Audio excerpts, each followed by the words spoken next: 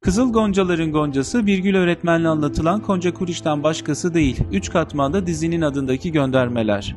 Ne Yeşilçam'ın yobaz düzenbaz imam tiplemeleri ne günümüz tarih dizilerindeki tarikat güzellemeleri, Kızıl Goncalar bu çok negatif ve çok pozitif iki damardan uzaklaşırken gördüğü tepkinin tek tek nedenleri. Tartışmalı Kur'an kursu sahnesinin amacı neydi, nereye gönderme yapıyor, nerede hata yapıyor? Kızılcık Şerbeti laik dindar demeye çekinirken Kızıl Goncalar ayrımı en uçtan verdi. 28 Şubatçılarla tarikatçılar arasında buluverdik kendimizi. Genç kızlar Cüneyd'e hangi tarikattan ulaşabiliriz diye soruyor. İşte sizin için bir dakikada tarikata giriş 101 hızlandırılmış kurs.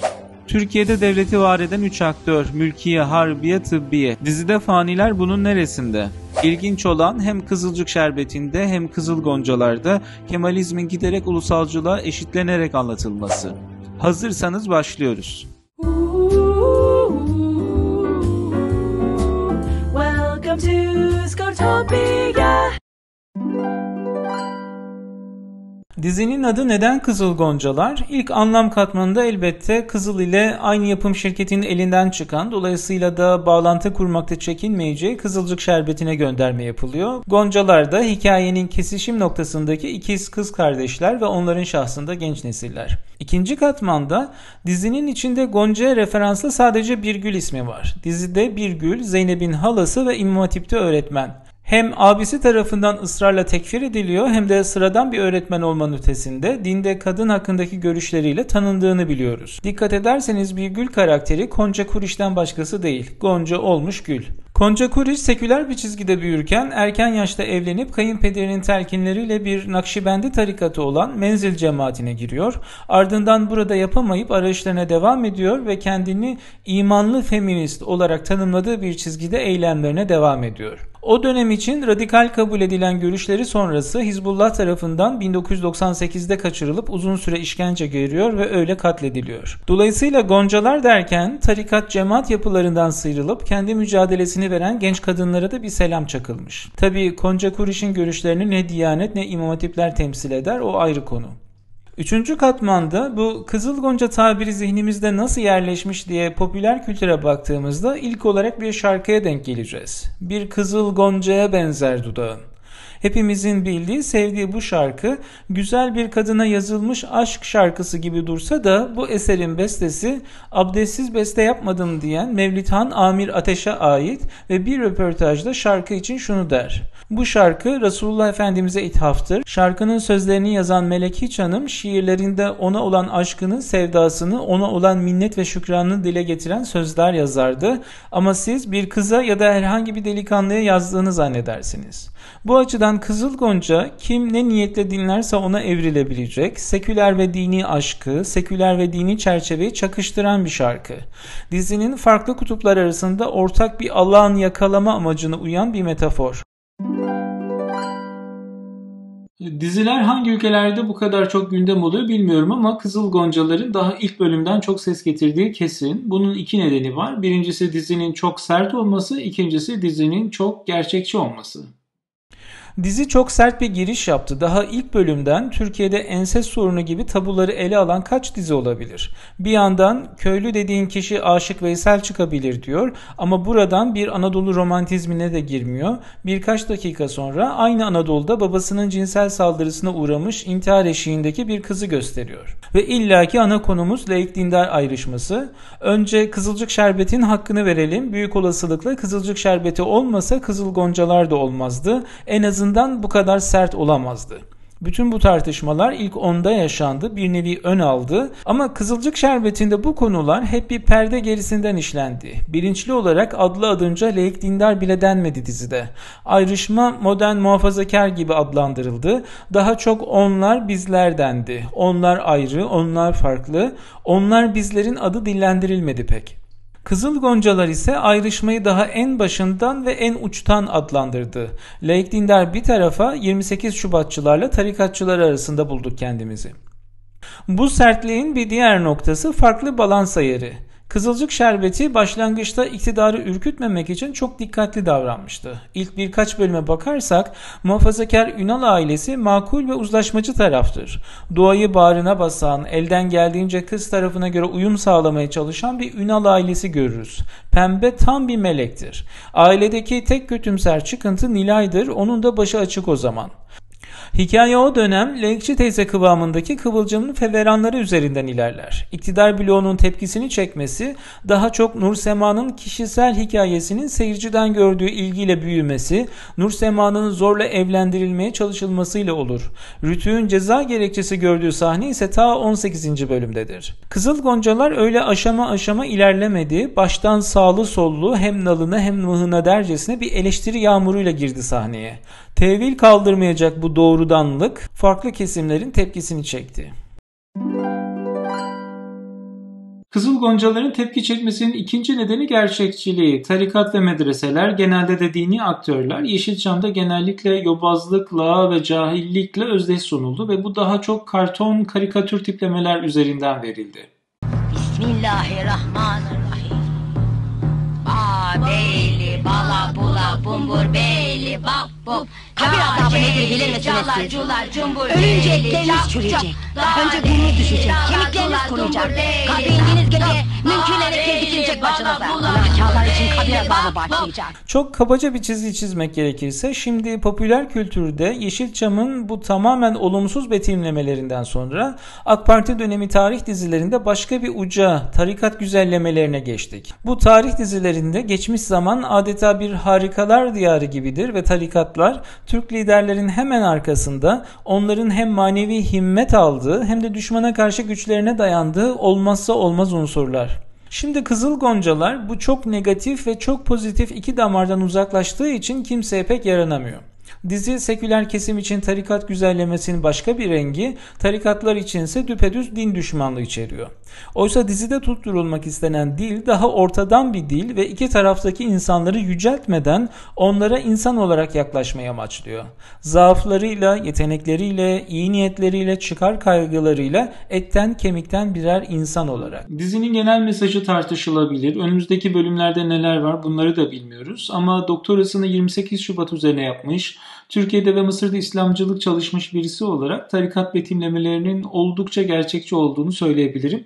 Bu konuda ciddi özen gösterildiği de belli. Mesela başlangıçtaki Erkan Avcı sahnesi. Kâle hâze Rabbi felemme âfele kâle la uhibbul âfilin. Vaaz sırasındaki konuşma tarzı, tonlamaları hepsi tek tek çalışılmış. Arapça okuduğu ayetler kelime kelime anlamına göre okunuyor. Yine hatiplerin bazı Türkçeleşmiş sözcükleri Arapça asıllarıyla okumasını yansıtarak Fani can tatlı.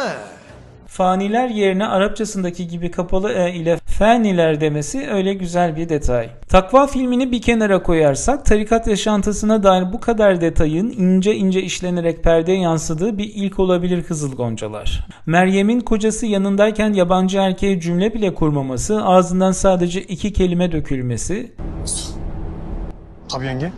Balık. namaz, abdest eksenli günlük düzenin karı kocanın yakınlaşmasına, cilveleşmesine bile yansıması, Vallahi gider su dökülürüm ben. Madem abdeste gitti.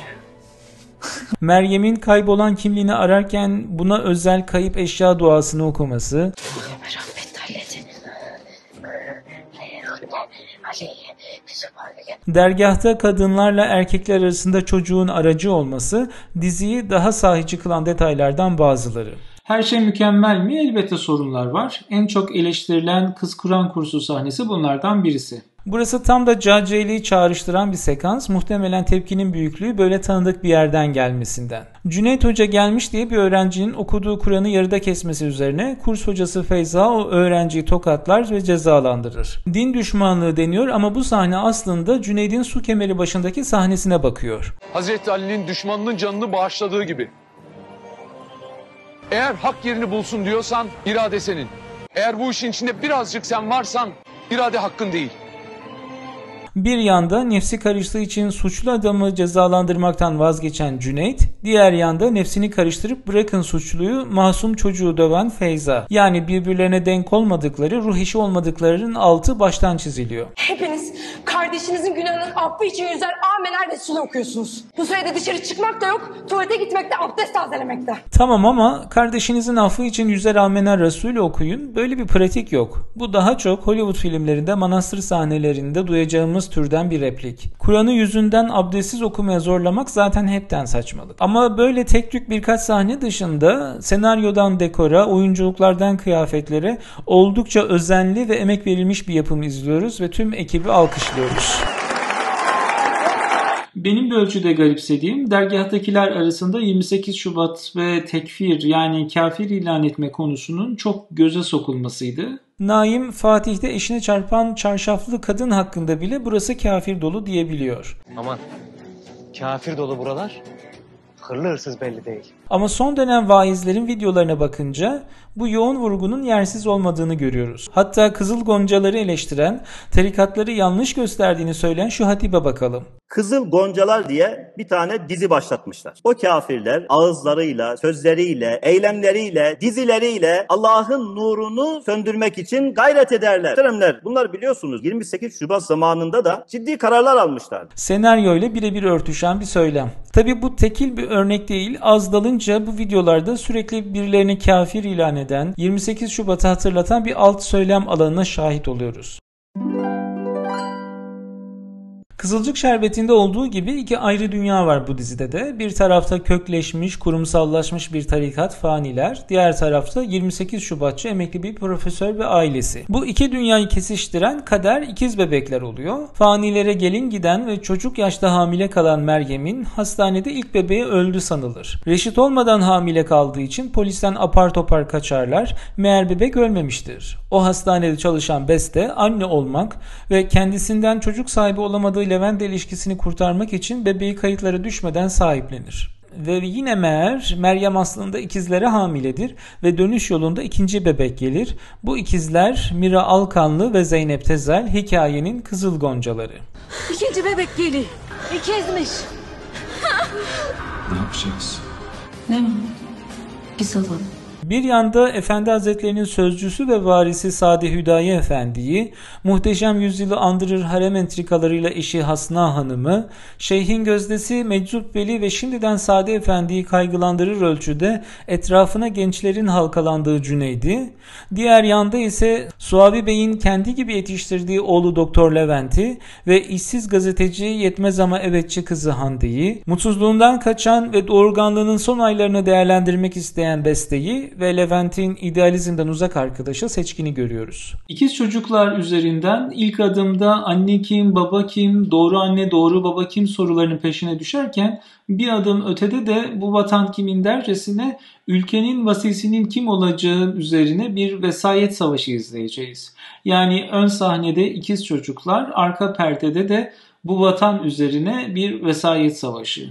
Laik dindar ayrışması üzerinden farklı ailelere düşmüş ikiz kardeşler teması daha önce 2014'te Diğer Yarım adlı bir aile dizisinde işlenmişti. İkizler metaforu Roma mitolojisinden İncil'e, Carl Jung'un anima arketipinden Hollywood filmlerine değin karşımıza çıkar. İkizler öncelikle insan doğasının ve bilincinin ikiliğini anlatır. Genelde Yin ve Yang gibi iki zıt farklı karakter olarak karşımıza çıkar ve ancak birlikte bir bütün oldukları işlenir. Osman Seden'in 1978'de çektiği İyi Aile Çocuğu filmini hatırlayın. Kemal Sunal doğumdan sonra ayrılmış, biri ortalığı kırıp geçiren bir kabadayı, diğeri kendi halinde bankacı çıkan tek yumurta ikizlerini canlandırır. Bu ikisi nihayetinde yan yana gelip kavgasını birlikte verince mutlu sona erişirler. Kızıl Goncalar'da ikizleri iki zıt dünyaya atarak insan doğasındaki bu ikiliğe işaret ediyor. Akıl, kalp, ruh, beden ve tabii ki toplumsal düzeyde de laik, dindar, zengin, fakir gibi ikiliklere. İkizler ayrı kopuk kaldığı sürece sağlıklı bir bütün olmaktan söz edilemez. Bu genç neslin tek başına yapabileceği bir şey değil. Bir önceki neslin onlara görece daha korunaklı bir alan açması, döngüyü kırması gerekiyor. Senin kaderin benim kaderim değil. O vakitte bu vakit değil. İkizlerin geleceği nesilden nesile aktarılan bir kader mi yoksa kırılma yaşanacak mı? Yani babanın seni şekillendirdiği gibi sen de kızını şekillendireceksin, öyle mi? Bu kırılma ve devamlıkları da birlikte izleyeceğiz.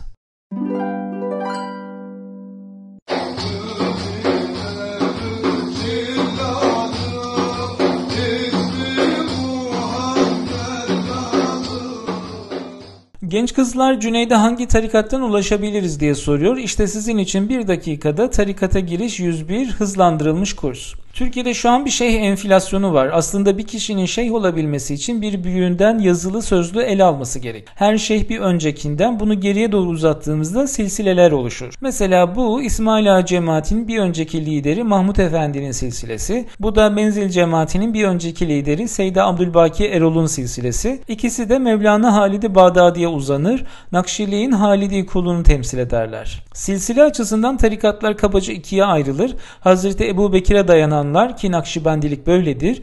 Diğeri de Hazreti Ali'ye dayananlar, mesela Kadiriler ve Halvetiler. İlkinde gizli, sessiz zikir esastır. İkincisinde açıktan zikir. Dizide yapılan açıktan zikir ve halveti gibi duruyor. Zaten Cüneyd'in ismi Cüneyd-i Bağdadi'den geliyorsa o da Hazreti Ali silsilesindedir. Ama dizinin derdi bize tek bir adres vermek değil. Özellikle farklı tarikatların, cemaatlerin izini birbirine karıştırarak isimler yerine olguları tartışmamızı umuyor. Hocam, ata toprağımızdan depremzede kardeşlerimiz. Mesela tarikatın ata toprağının deprem bölgesinde olduğu söyleniyor. Muhtemelen Adıyaman merkezli Menzil cemaatine gönderme yapılıyor. Ama sonra tarikatın İstanbul'daki yapılanmasına bakınca İsmail Ağa cemaatini görüyoruz. İlk çekimler Fatih'te yapılıyor. Yine Efendi Hazretleri Mahmud Efendi ile özdeşleşmiş bir tabir. Sade Hüdayi Efendi de Cübbeli Ahmet Hoca'yı çağrıştırıyor. Efendi Hazretleri her şeyin en doğrusunu düşünür. Olayların gelişimine bakılırsa vurgulanan temalardan kız çocukların küçük yaşta evlendirilmesi yakın zamanda bu cemaatle haberlere düştü. Diğer vurgulanan konu kız çocukların okutulmaması, örgün eğitimden uzak tutulması bu cemaatin öne çıkan hassasiyetlerinden. Kızlar katiyen orta, lise, üniversiteye gitmez cemaatimiz. 224 bin peygambere gidip tanışsanız, 104 kitabı arasanız bunun fetvası yoktur. Siz melek gibi, nur gibi çocuklarınızı, kızlarınızı nasıl o gibi yerlere teslim edersiniz? Biraz ondan, biraz bundan dizi bize bir amalgam, bir karışım sunuyor. Tarikatın esas tuttuğu ayet "Ben batıp gidenleri sevmem" İbrahim peygamberin Tanrı arayışını anlatır ve tasavvufta batıp giden, fani olan her türlü varlık, heves ve arzuyla bağların koparılması gerektiğini işler. Sönüp gitmeyen, baki olan sadece Allah'tır, bizler fanileriz. Bu fanilik vurgusundan bir tevazu akması lazım. Belki dünyadan elini eteğini çekme hali beklenir ama öyle değil. İkra yani oku hattı gibi faniler adı da bu yapı için bir oksimoron. Dergah sanki ayrı bir cumhuriyet. Neredeyse karışanı edeni yok. Kendi ekonomisini kendi işletiyor. Kendi adaletini kendi sağlıyor. Kendi tebaasına bakıyor. Zaten Naim ve Meryem valizlerini alıp mahallenin yolunu tuttukları andan itibaren sanki ayrı bir dünyaya giriyorlar. İstanbul'a değil de zaman tünelinden geçip bambaşka bir diyara geçmişler gibi. Sadi Hüdayi Efendi Levent Doktor'la daha ilk karşılaşmasında burada kim fani kim vaki kendisini tatlı sert hatırlatır. Biz nacizane faniler dedikleri bir vakıfız. Sizin zorunlu görev yaptığınız bu ilçe bizim ata toprağımızdır. Burada kim yerli kim yabancı vurgusunun yanında bir güç gösterisi var ve altı boş değil. Cumhuriyeti kuran, Türkiye'de modernleşmenin dayandığı 3 okul vardır. Mülkiye, Harbiye, Tıbbiye. İlki devletin sivil bürokrasisini, ikincisi devletin güç ayağını, tıbbiyede toplumsal aydınlanmayı, modernleşmeyi ifade eder. Şimdi dizide Cüneyd'in marifetini gizlemek için Sadi Hüdayi Efendi hızlıca hamlede bulunuyor. Bunun için konu gereği orduda değil ama karakolda komiser tarafından kapıda karşılanıyor. Başhekim önünde el pençe, savcı da dosyayı kapıyor. Başkomiserim müsait mi? Kim diyelim? Hocam, hoş geldiniz. Ziya, hocam Ziya haber verdi. Levent hocam, sizi tanıştırayım. Sadi Hüdayi Bey bizim çok sevdiğimiz muhterem ilim insanlarından birisidir. Gözlem kararını kaldırtmışlar. Amcası yazı getirdi. Yani ülkenin temel noktalarında tarikatların, cemaatlerin nasıl bir nüfuza sahip olduğunu gösteriyor.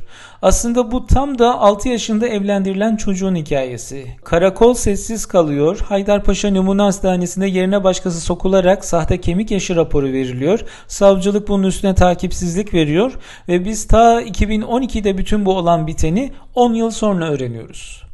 Dünyaya nüfuz etme halini ticarette de görürüz. Laiklik, din ve ticaret işlerinin de ayrılmasıdır. Dizide görüyoruz ki fanilerden İdris Efendi din işlerini börek işlerinden ayırmakta, gayet kar maksimize edici bir kafayla çalışmaktadır. İşin ilginci Meryem kendisine başka yağ kattığı böreği tereyağlı diye satmasına itiraz edince kendisine ticaret öğretmemesini söylüyor. Bana ticaret öğretiyor kadın başıyla. Estağfurullah. Oysa Meryem ticaret değil din öğretiyor. Dizinin ilgi çeken sekanslarından biri de bu olay duyulunca İdris Efendi'nin cezalandırılması ve bir çeşit kızığa çekilmesiydi. Burası yanlış bir tartışma doğurdu, gerçekliği sorgulandı. Bunlar olmuyor değil, örnekleri var ama esas dikkat edilmesi gereken İdris Efendi'nin cezalandırılması değil, Meryem gibi biri ses çıkarıncaya kadar durumun sürmesiydi. Sadece orada çalışan kadınlar değil, herkesin bildiği bir durumdu bu taşişli ürün meselesi. Cüneyt önüne börek geldiğinde zevkli bir gıybet etmiş, börekçi hakkında alaysı konuşmuştu. Tüm cemaatin bildiği, sustuğu bir durum olarak betimlenmiş bu ticari hile. Dolayısıyla dizi, dini hassasiyetlerin kadın bedeni üzerinde en ince şekilde uygulandığı ama daha ilkesel etik konularda bu şekilciliğin ötesine geçilmediği gibi bir eleştiriyle bizi baş başa bırakıyor. Bu yapılar gücünü nereden alıyor sorusunun yanıtı da var dizide. Kızıl Goncalar fanileri sadece bir dini örgüt olarak değil, bir dayanışma ağı olarak bize anlatıyor. Depremde ortada kalmış, gidecek bir yeri olmayan bir aileyi alıp İstanbul'da hemen yerleştiriyor, iş sahibi yapıyor, işleyişine entegre ediyor. Güneydoğu'dakini İstanbul'a yerleştiriyor, İstanbul'dakini Almanya'ya yolluyor, Balkanlara mürit görevlendiriyor. Hastane özelinden yola çıkarsak sorunlu işleyen, kaynakları sınırlı bir devlet yapısına karşılık ulus aşırı ve tıkır tıkır işleyen bir düzen kurulmuş fanilerde. Hatırlayın, Meryem dönelim dediğinde Naim Efendi reddediyor. Gerekçe ne? Zaten niye geldiysek bize göre değil buralar. Ya yer mi kaldı memlekette? Herkes aç. Burası bizim için bir kurtuluş kapısı. Kurtulduk diyorum. Bak aklını başına al. Hem dünyalığın hem ahiretliğin kurtuldu diyorum. Bu söze kitaplar yazılır, yazıldı da. Tarikatlar, cemaatler bir kesim için hem dini sığınak hem dünyevi dayanak. Bu aslında İslamcılık çalışmalarındaki ana açıklamalardan biridir ve İslamcılığı modernleşmenin sağlıklı şekilde yürütülememesine bağlı patolojik bir gelişme olarak görür. Buna göre 1950'lerden itibaren hızlı şehirleşme, şehirlerde, gecekondularda yeni bir sınıf oluşturur. Köyünün, kasabasının değerleri bir yanda, şehir hayatının öğüten ve dönüştüren dişlileri diğer yanda, tarikat ve cemaatler bu kesimin hem kimlik arayışına hem de şehre eklemlenmesine aracılık ederek kendilerine bir taban oluşturdular. Haldun Gülalp'ten Binnaz Toprak'a pek çok siyaset bilimcinin bu konuda çalışmaları mevcut. Dizi bu sosyoekonomik yaklaşımdan ayrı duran, 1990'lar ve 2000'lerin başında güç kazanan revizyonist yaklaşıma da kucak açıyor. Mira türbanın Zeynep'i nasıl kısıtladığını sorgularken Zeynep aslında türban sayesinde nasıl evden çıkabildiğini, okul değil Kur'an kursu da olsa insan arasına karışabildiğini anlatıyor. Hem sen neden kapanıyorsun ki bu yaşta? Daha yaşın kaç? Ben daha küçükken kapandım. Kur'an kursuna gidince. Evde tek başıma daha çok sıkılıyordum. Dizi Nilüfer Gülen'in vaktiyle dikkat çektiği, mesela bir dönem türban sayesinde üniversiteye gidebilen genç kızları, türbanın özgürleştirici etkisini taşrada daha mütevazi koşullarda örneklendiriyor. Faniler elbette homojen değil, pek çok keseni var. Şehir, taşra, zengin, fakir gibi. Mesela deprem bölgesinden gelen Meryem ve kızı simsiyah sade kıyafetler giyerken merkezde Efendi Hazretleri'nin dibinde yaşayan ama bir yandan da merkezde olmanın nimetlerini bolca yaşayan Hasna Hanım ve kızı Feyza ise daha renkli, parlak, kaliteli kıyafetler giyiyor. Her cemaat yapısında olduğu gibi akrabalık, ahbaplık önem kazanıyor. Hasna'nın abisi İdris börek işlerinin başında, diğer ablası Müyesser Almanya'da önemli bir konumda. Tarikattaki konumu manevi yetkinlik değil, bu yakınlık derecesi belirliyor. Bir de ne kadar iyi işlerse işlesin bir sistemde merkezden uzaklaştıkça farklılaşan pratikler söz konusu. Tarikat için bile aşırı kaçan, günahlarının affı için Naim'in sırtını kırbaçlaması bu pratiklerden biri. Burada Birgül Hala'ya parantez açmak lazım. Çalıştığı İmam Hatip Okulu'nun adı Hızırlar konulmuş. Hızır gibi kurtarıcılar. Burada Diyanet hikayedeki iki kanat arasındaki etkileşim alanı gibi işlenirken özellikle bu tabandaki çocuklar için nasıl bir kurtarıcı alan olduğu aktarılıyor. Dizinin ilk bölümlerindeki çözüm reçetesi Diyanet İslamı, devleti dinden korumak, dini devletten korumak, tarikatların devletleşmesi, devletin tarikatlaşması, bunlar çok su götürür. İleride başka bir videoda konuşuruz. Fanilerde bir kalabalık var değil mi? Sürekli bir hareket. Alkanlılar tam tersi. Karanlık bir ev, laik depresif bir ortam. Az sayıda isim var. Devir onların devri değil, bu belli, ama daha önemlisi kimse kimseyi dinlemiyor, kimse de kimseyi anlamıyor. Beste, Hande, Suavi Bey, Levent, Mira, herkes anlaşılmadığından şikayetçi, herkes sesini duyuramadığından şikayetçi. Alkanlı soyadı ile Cumhuriyeti kuran yapıya gönderme yapılıyor. Profesör Suavi Alkanlı 28 Şubat'ın ordu ve medya kadar önemli bir ayağı olan akademide yer almış, artık emekli bir fizik profesörü. Alamadık önlerini. Sardılar memleketi. Huzur evine gönderilmese de evin çatı katına atılmış bir kişi, bir ideoloji. Yaralı bedeni, hırıltılı sesi, kendini çekip çevirmekten aciz, tahtından olmuş ama bunu kabullenmekte güçlük çekiyor. Gücü sadece bakıcılara yetiyor, onları azarlayarak bir iktidar sanrısını devam ettiriyor. Bakıcıyla ne oldu baba? Ya müsaade almadan odaya dalıyor. Sondanızı kontrol edeceğim. Ulan sen kimsin, kim var senin karşında? Neden kadın üzerine çorba döktün? Sıcak içirme dedim çorbayı. Bu kadarına hakkım yok mu? Ben aciz değilim. Profesör Suavi Alkanlıyım ben, haddini bil. Kemalizm artık kendi evinin salonundan bile uzakta, evdeki tartışmaların ötesinde, nefes alıp vermesi için bile oksijen tüpüne bağlı huysuz bir ihtiyardan farksızdır. Konu tek tahttan düşmek olsa neyse, kendi deyimiyle aile diye bir şey de kalmamıştır. Hikayenin şimdilik en sert kurgularından biri Suavi Bey'in neredeyse soyu kurumuştur. Oğlu Levent'in çocuğu olmazken hayırsız hain evlat Hande'nin şimdilik evlilik gibi bir düşüncesi bile yoktur. Elde sadece fanilerden devşirilen bir Mira var. O da kendini bir türlü ne annesine sevdirebilmekte ne de babasına yaranabilmektedir. Eski Türkiye'yi anlatmak için Kızıl Goncalar harika bir metafor kullanıyor. Sınav sistemi. Yıllar geçiyor, Türkiye değişiyor, dünya değişiyor ama üniversiteye giriş sınav sistemimiz Cumhuriyet'in en istikrarlı pratiklerinden biri olarak devam ediyor. Dede ölüm döşeğinde hala TÜBİTAK sorusu çözüyor. Oğlu Doktor Levent bu tezgahtan geçmiş, başardığını bu şekilde başarmış, bunu savunuyor. Torunu Mira'ya da bu dikte ediliyor. Bu baskının çıkardığı arızalar artık bu sistemin eski Türkiye'nin dikiş tutmadığı görmezden geliniyor. Dizi katıksız bir eleştiri getirmiyor. Mesela Zeynep için bu testler, bu sorular hala bir kapıdır, aydınlanma yoludur. Yetmez ama evetçi Hande'nin ya da Levent'in daha maddiyatçı arkadaşı Seçkin'in sınav sistemine dair, evlilik kurumuna dair harika teorik görüşleri vardır ama bu çözümlerin hepsi havada, gerçeklikten kopuk çözümler.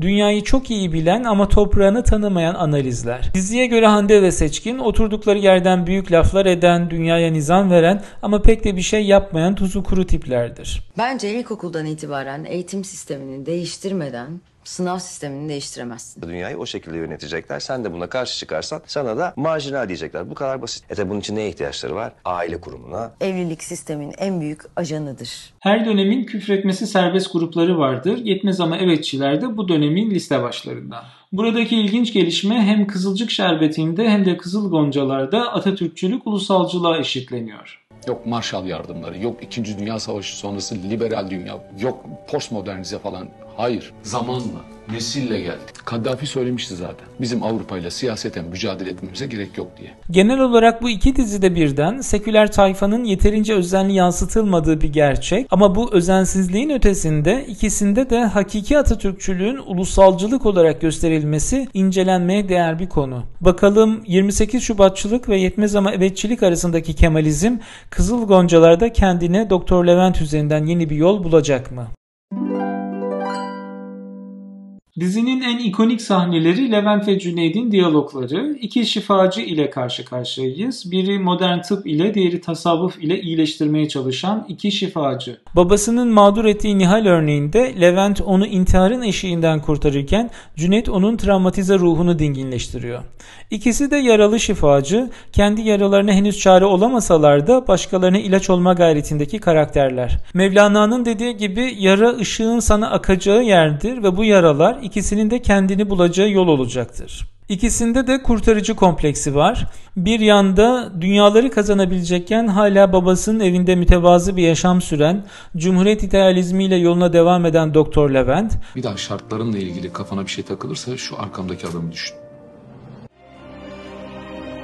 Onları bu sefalete mahkum eden şartları biz değiştirmeyeceğiz de kim değiştirecek diyor. Diğer yanda kendini insanları kurtarmaya mesul gören Cüneyt. Bak senin hiç bilmediğin savaşlar var doktor alemde. Senin hiçbir zaman görmeyeceksin. Benim mesuliyetlerim var. Bana verilmiş bir vazife var. Cüneyt Levent'in dilinden, Levent de Cüneyd'in dilinden iyi konuşabilmekte. Cüneyt Fransız düşünürlere, Levent ise hadislere referans verebilecek bir donanıma sahip. Bir Fransız filozof da benzer bir şey söyler.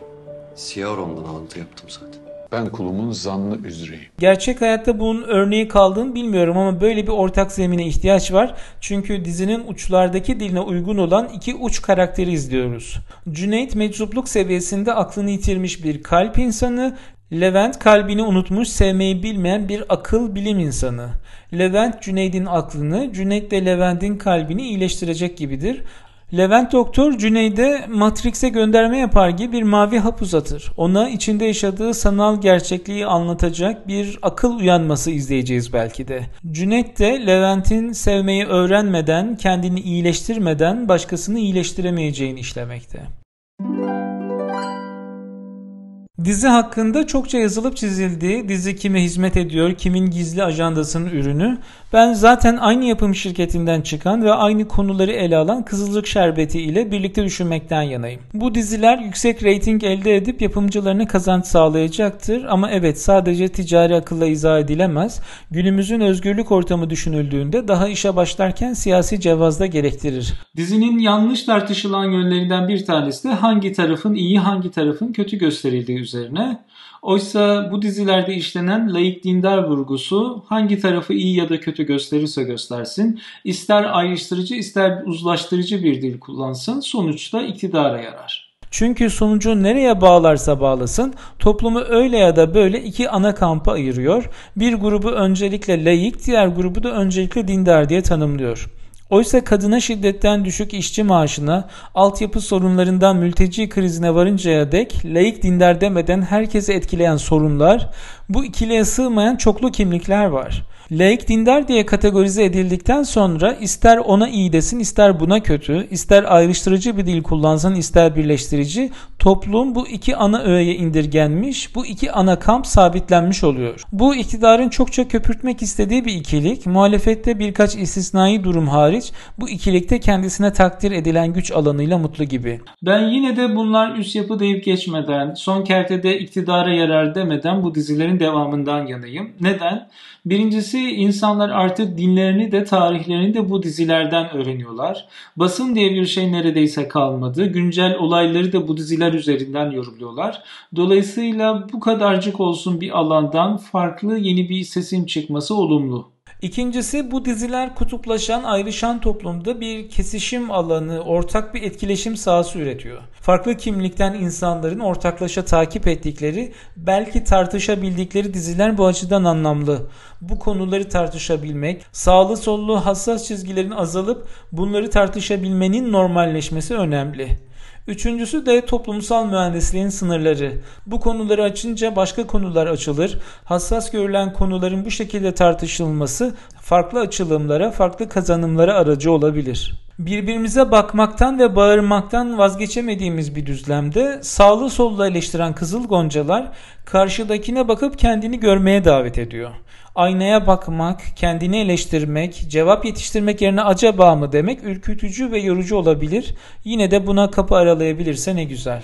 Skotopya çok genç bir kanal. Yeni videoların gelmesi için desteğinize ihtiyacı var.